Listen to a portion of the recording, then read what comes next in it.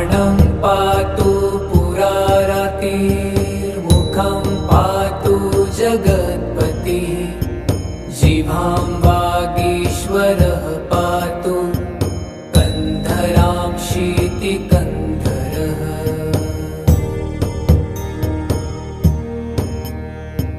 श्रीकण्ठ पातु मे कण्ठम्